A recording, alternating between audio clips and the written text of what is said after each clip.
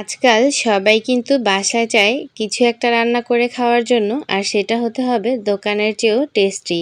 আর না হয় কিন্তু দ্বিতীয়বার রান্না করা হয় না কিংবা খাওয়া হয় না। আসসালামু আলাইকুম, হাই এভরিওয়ান, কেমন আছেন সকলে? আমি আল্লাহর অশেষ রহমতে বেশ ভালো আছি। রেডিমিক্স দিয়ে হালিম রান্না করব, তবে সেটা আপনাকে দোকানের স্বাদকেও হার মানিয়ে দিবে। শুধু একটু প্রসেসগুলো দেখে নিতে হবে। চলুন তাহলে ঝটপট প্রসেসগুলো দেখে নেই। রেসিপি ভালো লাগলে সাথেই থাকবেন, অন্যদেরকে দেখার সুযোগ করে দিবেন। প্রথমে আমি নিয়ে নিচ্ছি রাঁধুনি হালিম মিক্স। আপনারা চাইলে যে কোনো কোম্পানিরটাই কিন্তু নিতে পারেন। আমার হাতের কাছে এটা ছিল, আমি সেটাই নিচ্ছি। প্রথমে আমি মশলার প্যাকেটটা কেটে আলাদা করে নিব। তারপরে আমি এই চাল ডালের মিক্সটা আলাদা করে নিব। এই যে দেখুন হয়ে গেছে, সম্পূর্ণটাই আমি কিন্তু নিয়ে নিচ্ছি। এবার মশলাটা নিয়ে নিচ্ছি আর এই চাল ডালের মিশ্রণটা এক সাইডে রেখে দিচ্ছি। এটা গরম পানি দিয়ে পরে মিক্সড করে নিব। আর রান্নায় একটি প্যান বসিয়ে তাতে দিয়ে দিলাম হাফ কাপ পরিমাণ তেল, দিয়ে দিচ্ছি একটি তেজপাতা, দিয়ে দিচ্ছি এক টুকরো দারচিনি, দুটি এলাচ, দুটি লং। অনেকেই ভাবতে পারেন প্যাকেট মশলাতে তো মশলা দেয়াই রয়েছে, তবে এখানে কেন দিলাম? আমার কাছে এখানে দিলে খুব ভালো একটা সেন্ট হয়, সেজন্যই আমি এখানে অ্যাড করেছি। তবে এটা অ্যাড করলেই আপনি কিন্তু স্বাদটা আরও দ্বিগুণ পাবেন। দিয়ে দিয়েছি 1 কাপ পরিমাণ পেঁয়াজ কুচি। এবার এগুলোকে একটু ভালো করে নেড়ে চেড়ে ভেজে নিব। এই পেঁয়াজটা যখন ভাজা হয়ে যাবে তখন কিন্তু এই পেঁয়াজ থেকেও খুব সুন্দর একটা ঘ্রাণ বের হবে। আমি আগে থেকেই বেরেস্তা করে রেখেছিলাম, তাই এখান থেকে আর কিন্তু এক্সট্রা করে বেরেস্তা উঠিয়ে নিচ্ছি না বা করে নিচ্ছি না। এরপরে এখানে দিয়ে দিচ্ছি 1 চা চামচ করে আদা বাটা, রসুন বাটা। এই আদা রসুনটাকে খুব ভালো করে ভেজে নিব, যাতে কাঁচা গন্ধটা এখান থেকে চলে যায়। না হয় কিন্তু এই কাঁচা গন্ধটা একদম সম্পূর্ণ রান্নার মধ্যে থেকে যাবে, আর খেতে কিন্তু ভালো লাগবে না। ভাজা হয়ে গেলে একটু পানি দিয়ে দিলাম। এবার এই পানিটা দেওয়ার পরে নেড়ে চেড়ে সেখানে গুঁড়ো মশলা অ্যাড করে দিচ্ছি। দিয়ে দিচ্ছি হাফ চা চামচ করে ধনে গুঁড়ি, দিয়ে দিচ্ছি শুকনো মরিচের গুঁড়ি, দিয়ে দিচ্ছি এখানে হলুদের গুঁড়ি, স্বাদ মতো লবণ। এরপরে এখানে দিয়ে দিচ্ছি যেই মশলাটা আমি প্যাকেট থেকে আলাদা করে রেখেছিলাম, সেখান থেকে 3 ভাগের 2 ভাগ, আর 1 ভাগ আমি রেখে দিচ্ছি। মশলাটাকে খুব ভালোভাবে কষানোর জন্য এখানে আমি আবারও খুব সামান্য পানি দিয়ে দিচ্ছি। দেখুন পানি দেওয়া হয়ে গেলে একটু নেড়েচেড়ে দিয়ে আবারও আমি খুব ভালোভাবে মশলাটাকে কষিয়ে নিব। মশলাটা খুব ভালোভাবে কষানো হয়ে গেছে, দেখুন উপরে তেলটা চলে এসেছে। সেই পর্যায়ে এখানে আমি অ্যাড করে দিচ্ছি প্রায় 500 গ্রামের মতো গরুর মাংস। আমি মাংসগুলোকে ছোট করে কেটেছি আর চেষ্টা করেছি চর্বি সহ মাংসটা নেওয়ার জন্য। এটাই চেষ্টা করবেন, তাহলে কিন্তু আপনার হালিমটা খেতে ভালো লাগবে। যদি একদম চর্বি ছাড়া আপনি মাংস অ্যাড করেন তাহলে কিন্তু খেতে তেমন একটা ভালো লাগবে না। এবার এই মাংসগুলোকে আমি মশলার সাথে খুব ভালোভাবে মিক্সড করে নিচ্ছি। মিক্সড করে নেওয়া হয়ে গেলে আমি ঢাকা দিয়ে ঢেকে দিব, আর মিডিয়াম আঁচে জাল করে নিব 10 মিনিটের মতো। চলে আসব 10 মিনিট পরে। এবার আমি এই চাল ডালের মিক্সটাতে হালকা কুসুম পানি অ্যাড করব, আর এভাবে নেড়েচেড়ে মিক্সড করে নিব। লক্ষ্য রাখবেন চাল ডালের মিশ্রণটা যেন নিচে থাকে আর পানিটা যেন উপরে থাকে, সেভাবে পানিটা দেওয়ার চেষ্টা করবেন, তাহলে আপনার জন্য ভালো হবে। এবার ঢাকাটা উঠিয়ে নিচ্ছি 10 মিনিট পরে। চুলার আঁচটা মিডিয়াম আঁচে ছিল, দেখতেই পাচ্ছেন অনেক পানি কিন্তু এখান থেকে বের হয়েছে। এবার নেড়েচেড়ে নেওয়া হয়ে গেলে আবারও ঢাকা দিয়ে ঢেকে দিব, আর অপেক্ষা করব 20 থেকে 30 মিনিট। চলে আসলাম 20 থেকে 30 মিনিট পরে, আর এই 20 থেকে 30 মিনিট কিন্তু আমার চুলার আঁচটা একদম লো আঁচে ছিল। আবারও একটু উল্টে পাল্টে নেড়েচেড়ে নিচ্ছি আর দেখে নিচ্ছি সেদ্ধ হয়েছে কিনা। আমার মাংসটা কিন্তু সেদ্ধ হয়নি, আমি আবারও ঢেকে দিয়ে অপেক্ষা করব 15 থেকে 20 মিনিট। এ পর্যায়েও চুলার আঁচটা একদম লো আঁচে রাখবো। আমি এখানে এক্সট্রা পানি অ্যাড করছি না, তাই কিন্তু এখানে লো আঁচে করে রান্না করছি। এই যে দেখুন প্রায় 15 থেকে 20 মিনিট পরে চলে আসার পরে আমার মাংসটা কিন্তু সেদ্ধ হয়ে গেছে। এবার আপনারা দেখে নিশ্চয়ই বুঝতে পারছেন পানিটাও প্রায় অনেকটাই টেনে এসেছে, আমার মাংসটাও সেদ্ধ হয়ে গেছে। চুলার আঁচটা বাড়িয়ে দিয়ে খুব ভালোভাবে একটু নেড়েচেড়ে কষিয়ে নিলাম। এতে করে কিন্তু খুব সুন্দর একটা টেস্ট পাবেন।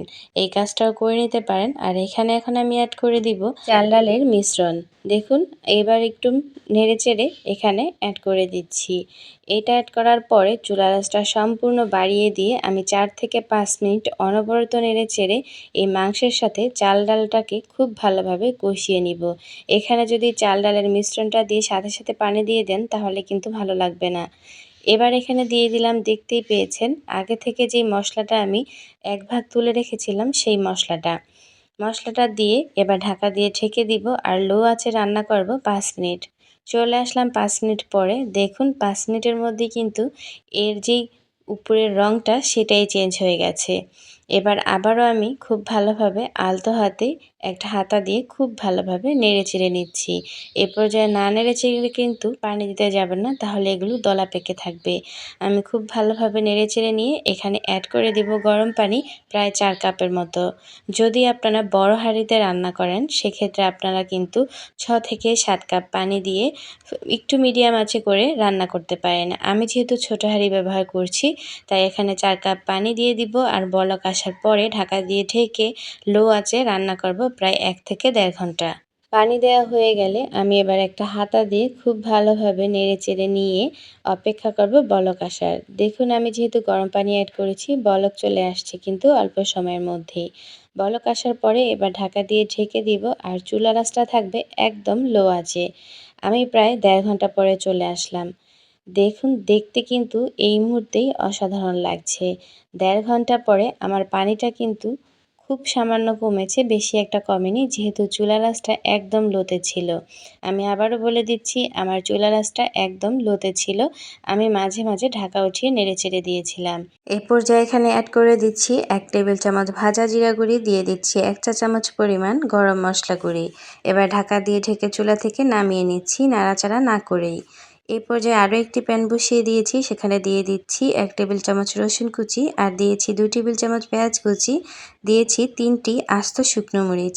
এবার এগুলোকে লালচে করে ভেজে নিব, তবে লক্ষ্য রাখতে হবে অনবরত নেড়েচেড়ে ভাজতে হবে, না হয় এক জায়গায় হবে আর এক জায়গায় হবেই না। যখন এগুলো ভাজা হয়ে যাবে তখন আমি হালিমের মধ্যে এই ভাজাটা দিয়ে দিব আর সাথে সাথে ঢাকা দিয়ে ঢেকে দিব। চুলার আঁচটা মিডিয়াম আঁচে রেখে ২ থেকে ৩ মিনিট জাল করব। জাল করে নিয়ে আমি এই অবস্থায় রেখে দিব আর চুলার আঁচটা বন্ধ করে দিব। যখন হালিমটা একটু ঠান্ডা হয়ে যাবে তখন আমি আপনাদের সাথে শেয়ার করব। আমার রেসিপি যদি ভালো লাগে তাহলে অবশ্যই ফ্রেন্ডস ফ্যামিলিদের সাথে শেয়ার করবেন, অন্যদেরকে দেখার সুযোগ করে দিবেন। আমি চেষ্টা করব আপনাদের জন্য আরও মজার মজার রেসিপি নিয়ে হাজির হওয়ার জন্য। বেশ অনেকটা সময় পরে যখন একটু ঠান্ডা হয়েছে আমি চলে এসেছি, ঢাকা উঠিয়ে নিচ্ছি। দেখুন দেখতেই যতটা অসাধারণ লাগছে এই হালিমটা কিন্তু খেতে ততটাই মজাদার। আপনি যদি একবার ট্রাই করেন আমার রেসিপি হুবহু ফলো করে তাহলে আপনিও কিন্তু পারফেক্ট রেজাল্ট পাবেন। একবার চেষ্টা করেই দেখুন আর কেমন হলো না হলো অবশ্যই কিন্তু কমেন্টস করে জানাতে পারেন। আমি চেষ্টা করেছি আপনাদেরকে বুঝিয়ে বলার জন্য। এরপরেও যদি কোনো কিছু আপনাদের প্রয়োজন হয় তাহলে কিন্তু কমেন্টস করতে পারেন। ইনশাল্লাহ আমি সাথে সাথে আপনাদের কমেন্টসের রিপ্লাই দেওয়ার চেষ্টা করব। এবার আমি বাটিতে নেওয়ার পরে পছন্দ মতো আকারে কিছু মশলা দিয়ে এটাকে সাজিয়ে নিচ্ছি, তবে আপনিও আপনার পছন্দ মতো যে কোনো কিছু দিয়ে সাজাতে পারেন। আমি এখানে দিয়ে দিচ্ছি পেঁয়াজ বেরেস্তা প্রায় 1/3 কাপ পরিমাণ, দিয়ে দিচ্ছি এখানে কাঁচামরিচ কুচি। আমি এখানে পাকা এবং কাঁচা দুটি কাঁচামরিচ দিচ্ছি দেখার সৌন্দর্যের জন্য। দিয়ে দিচ্ছি এখানে ধনেপাতা কুচি। দেখুন আমি এখানে আর কিছু অ্যাড করব না, আপনারা চাইলে এখানে আদা কুচি শসা কুচি ব্যবহার করতে পারেন, তবে আমি যখন খাবো তখন শসা কাঁচামরিচ পেঁয়াজ অ্যাড করে নিব। এ পর্যায়ে আমি এখানে আর কিছু দিচ্ছি না, আর কাঁচা আদা আমার কাছে ভালো লাগে না তাই আমি এখানে দিচ্ছি না। দেখুন দেখতে কতটা অসাধারণ লাগছে। আজকের মতো আমি বিদায় নিচ্ছি, সকলে ভালো থাকবেন, আমার জন্য দোয়া করবেন। আল্লাহ হাফেজ।